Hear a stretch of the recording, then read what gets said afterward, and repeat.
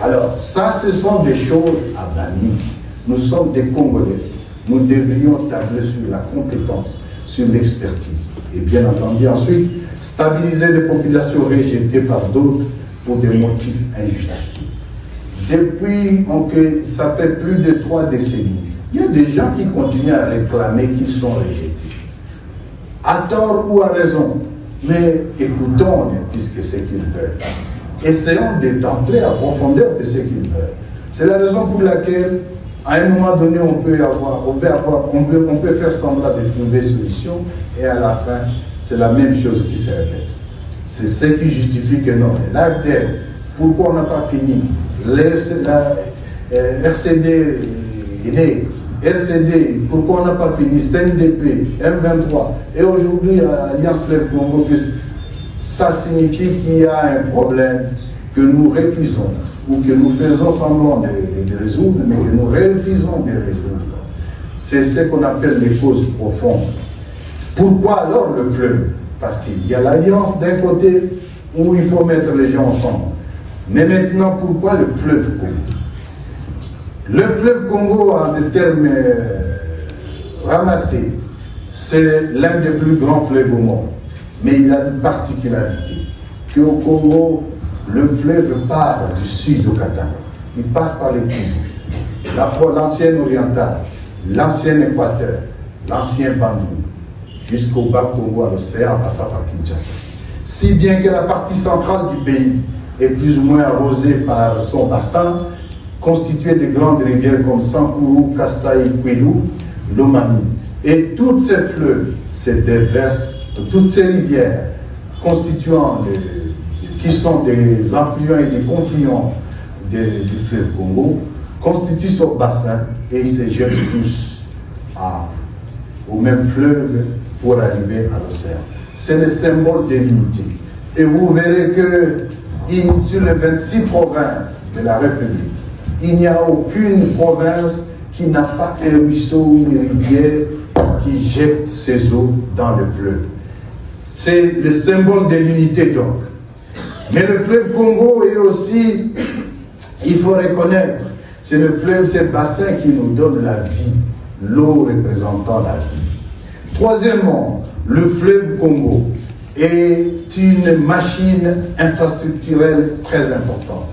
Vous avez Inga au niveau du Congo central. Vous avez les biefs qui partent de Kinshasa jusqu'à Kisangani, navigable, encore que même les bassins. Vous pouvez partir de Kinshasa jusqu'au Sankuru, jusqu'à Ikela, au-delà même de Ikela, jusqu'à la Chopo. Tous ces biefs sont navigables et constituent une autoroute que Dieu nous a donnée.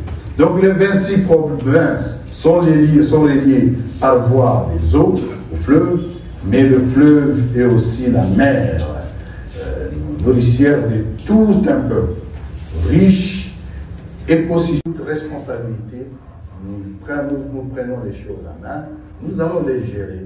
L'homme se découvre dans les difficultés. Et c'est un appel aussi que je lance. Une société sans la science, c'est une société aveugle. C'est un appel que je lance surtout aux économistes qui sont dans le monde scientifique à Goma et au nord.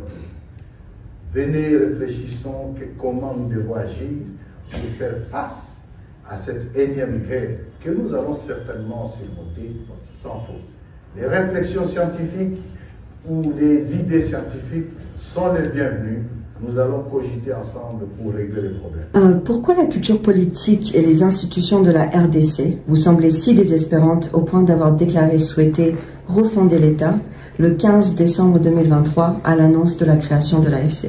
En effet, mon expérience électorale et la gestion de la CENI, comme je vous l'ai dit tout à l'heure, m'a permis de comprendre aussi beaucoup de choses. C'est une expérience très riche qui a permis de comprendre le Congo. J'ai visité tous les Congos, toutes les provinces, presque tous les territoires, et j'ai compris les vrais problèmes du Congo. C'est la raison pour laquelle je vous ai parlé d'un questionnement sur le mode de gouvernance qui est dans mon pays. Ce qui est sûr aujourd'hui, 60 ans après l'indépendance, il est malheureusement constaté que nous continuons à blâmer les autres. Nous continuons à trouver les boucs émissaires. Nous continuons à penser que non, c'est d'autres qui doivent nous donner à manger, que c'est d'autres qui doivent sécuriser les pays, que c'est d'autres qui doivent faire ce qui est de notre responsabilité. Pour nous, ayant compris ces éléments, nous nous sommes dit, pourquoi depuis 30 ans, il y a par exemple la question d'insécurité permanente au Congo, surtout dans sa partie orientale. De l'Ituri, du moins des Ouélé en Ituri jusqu'au Katanga, au nord Katanga surtout, l'insécurité est permanente, surtout dans la partie de l'Ituri, au nord Kivu, au sud Kivu, Maniema. Et aujourd'hui, cette insécurité s'est élargie avec des conflits ethniques et même à la partie ouest, nous avons au Congo ce qu'on appelle l'absence d'autorité d'État. Je dirais même que c'est l'absence de l'État. Parce que le rôle premier de l'État, c'est quoi? C'est l'armée, la police, l'administration et la justice. Dès lors que ces 4 piliers tombent, il n'y a plus d'État. Et lorsqu'on arrive à ces niveaux, mesdames, arriver à ces niveaux des piliers qui n'existaient pas, ça devient une jungle. La partie orientale du Congo est en quelque sorte une jungle, où le Congo en général est une jungle. Conséquence, les groupes Maï-Maï naissent dans chaque entité. Aujourd'hui, on a compté avec le régime Tshisekedi plus de 300 groupes armés. Alors qu'en 2018, le Congo, bien sûr, qui avait des problèmes, le nombre de groupes armés avait déjà baissé jusqu'au niveau de moins de 30. Les bandits des autres pays, voyant que la jungle est au Congo, tous viennent au Congo. C'est le cas des FDLR. Bandits ou des anciens génocidaires, les terrains favorables, c'est là où il n'y a pas d'État. C'est pourquoi ils viennent où ils sont au Congo et ils fleurissent au Congo. Les EDF, des bandits ougandais, ne pouvant pas opérer en Ouganda, mais aussi il y a l'ancienne opposition armée ougandaise de l'armée, on appelait ça des CONI, ne pouvant pas opérer en Ouganda parce que là-bas il y a un État. Tous viennent là où il y a la jungle. Il faut ajouter dans le nord les Mbororo qui viennent des pays voisins, l'Afrique, le Soudan du Sud, la RCA, même les Tchad. Ils viennent au Congo parce que c'est la jungle. Comment gérer cette question? On se voit que non, il y a un problème. Pour trouver une réponse radicale à cette question, surtout d'insécurité, il est nécessaire de refonder l'État.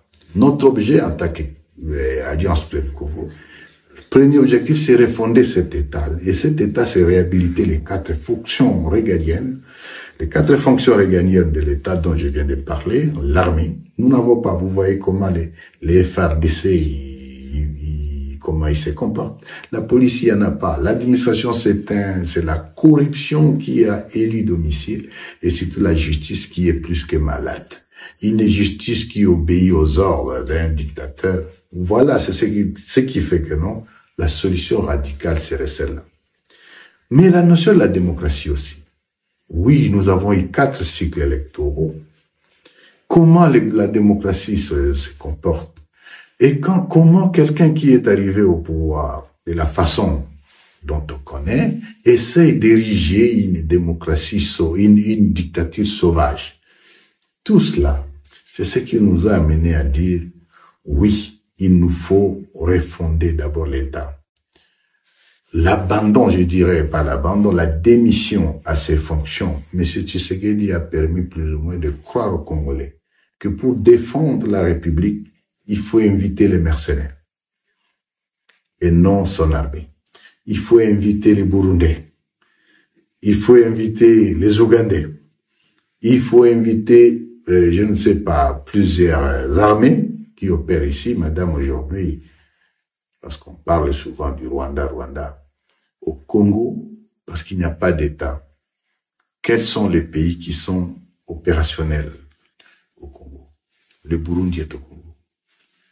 Les FDLR rwandais sont au Congo.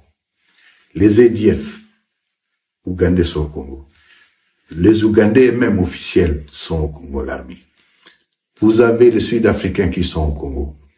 Les Tanzaniens sont au Congo. Les Malawites sont au Congo. Mercenaires européens qui étaient au Congo. Je ne sais pas s'ils sont tous partis. Et quand ils regardent les différents contingents de la MONUSCO, c'est une dizaine de nationalités qui sont au Congo. Ça montre qu'au Congo, c'est tout le monde qui est là. Chacun poursuivant son intérêt, juste parce que le Congo lui-même n'a pas un État. C'est pourquoi il faut refonder l'État. C'est la raison pour laquelle nous devons refonder l'État pour permettre à ce que le Congo vive comme les autres pays. Je voudrais parler ici du fait que nous devant cette faillite de l'État et devant le fait qu'il y a la dictature qui était là, ensuite, en plus, la question de la mauvaise gouvernance. Mais la mauvaise gouvernance du régime de Kinshasa, qui fait qu'en 6 ans, M. Tshisekedi a divisé le pays.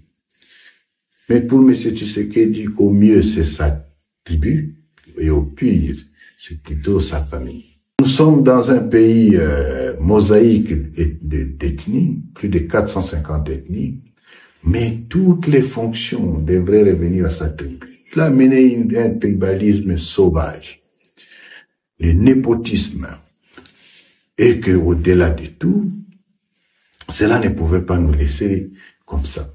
Il faut y ajouter les détournements. Mais sur le plan politique, la répression des opposants, avec le régime de Kinshasa, l'opposition vous amène soit à la mort, soit à l'emprisonnement ou à la condamnation à mort, soit alors en exil. Mais la situation particulière est plutôt en Ituri, où les tueries, surtout dressées contre la communauté Hema, a poussé des milliers d'Ituriens qui sont aujourd'hui en exil, plus ou moins en Ouganda, au Kenya, au Rwanda et en Tanzanie et ailleurs. Ça, c'était sur le plan politique. Mais sur le plan politique aussi, il faut parler de son illégitimité. Tout le monde sait que M. Tshisekedi n'a pas gagné l'élection, ni en 2018, et moins encore en 2023, où il a carrément fabriqué des chiffres en faisant une élection pendant 7 jours, au lieu d'un seul jour. Et tout ça après avoir monté une architecture électorale composée seulement avec les hommes de sa tribu, la Cour constitutionnelle, et les procureurs, et les présidents de la Cour, membres de sa tribu. Ça, c'est pour la dimension judiciaire des élections. La commission électorale elle-même, le président, membre de sa tribu. En ce qui concerne le financement des élections, que ce soit le ministère des Finances ou la Banque centrale, membre de sa tribu. Alors, quand on va au niveau de la sécurisation des élections, c'est le ministère de l'Intérieur à l'époque, il fallait que ça soit toujours membre de sa tribu. C'est-à-dire que même pour préparer ces élections, on préparait les élections en parlant la langue de sa tribu et ils ont fabriqué les chiffres. Alors cette légitimité ne pouvait nous laisser indifférents. Nous devions agir. Mais quelle était la bonne approche pour ce faire? Oui, il fallait un combat politique, mais quand l'opposition n'a pas de place dans un environnement comme celui-là, nous n'avions pas de choix que recourir à la force. Et ce, conformément à l'article 64 de la Constitution, qui nous autorise justement à barrer la route à toute personne qui oserait s'accaparer la démocratie comme il l'a fait.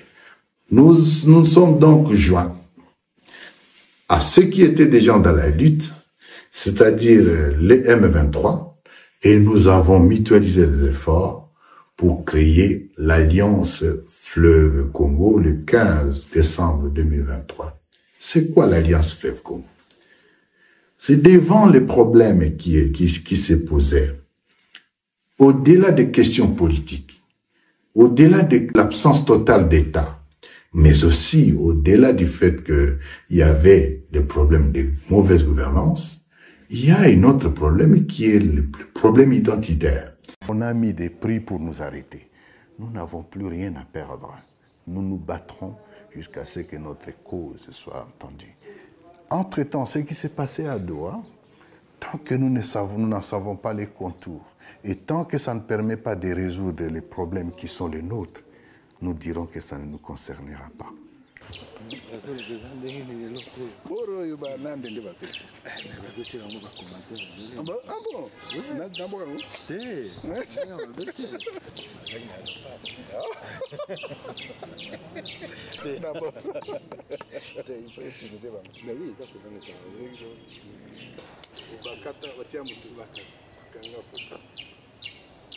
Très bien, merci.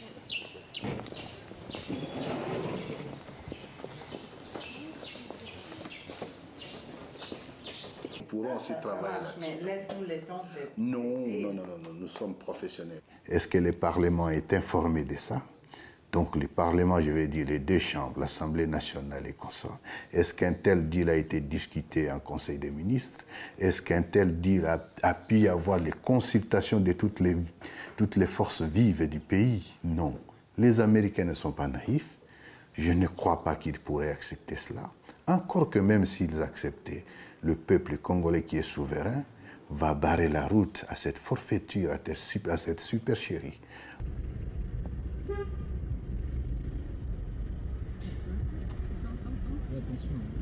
Mais aujourd'hui, la première mesure qui a été faite, et ça constitue l'alternative, nous allons désigner une autorité de régulation des systèmes bancaires dans l'espace libéré.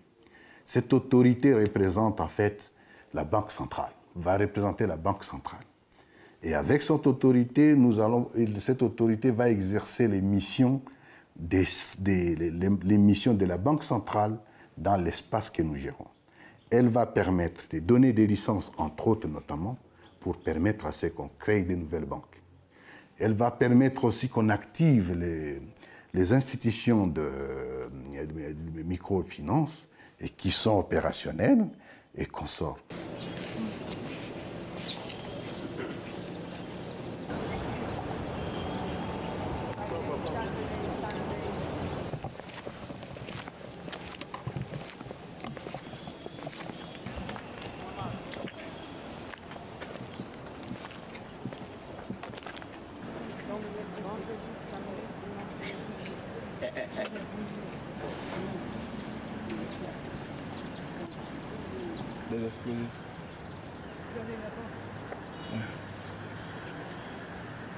Et à ce moment, nous sommes en train de déminer et de faire exploser certains engins qui n'étaient pas explosés et enlever d'autres. Donc ils ont abîmé la piste ainsi que la tour de contrôle.